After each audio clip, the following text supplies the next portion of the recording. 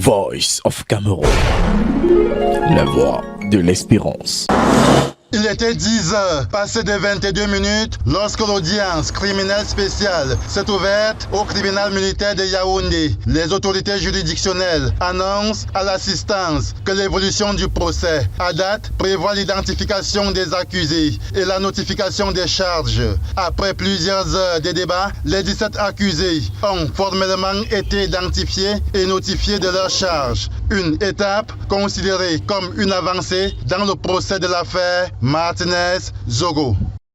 Le tribunal aujourd'hui, ayant épuisé le catalogue de fausses pistes et d'échappatoires, a enfin décidé de se jeter à l'eau et nous allons enfin rentrer dans le vif du sujet puisque, comme vous avez pu l'entendre, il y a eu la notification des charges à tous les accusés qui ont tous plaidé non coupables.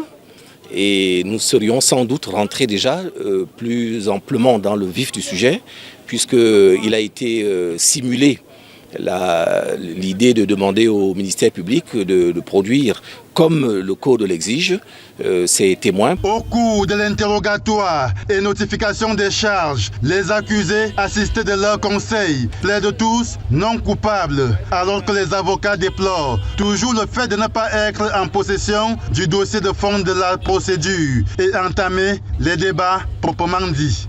Vite qu'on aille dans le fond du dossier pour que les Camerounais et les étrangers découvrent qu'est-ce qui s'est passé ce 17 au 23 janvier.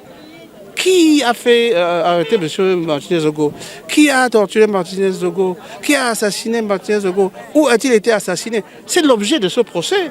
Nous voulons que les débats s'ouvrent pour que nous démontrions que nos clients n'ont rien à voir. L'autre articulation évoquée par la Cour prévoyait la présentation des exceptions par les avocats des différentes parties. Ici, les conseils ne parviennent pas à s'accorder.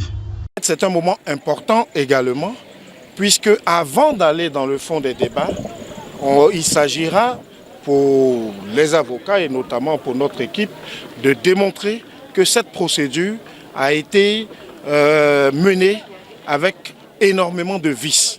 Et ces vices-là appellent ce qu'on appelle la nullité de la procédure et des charges. L'audience du procès de l'affaire Martinez-Zogo a été renvoyée pour le 30 septembre prochain pour la continuation des débats à la demande des conseils pour présenter leurs exceptions.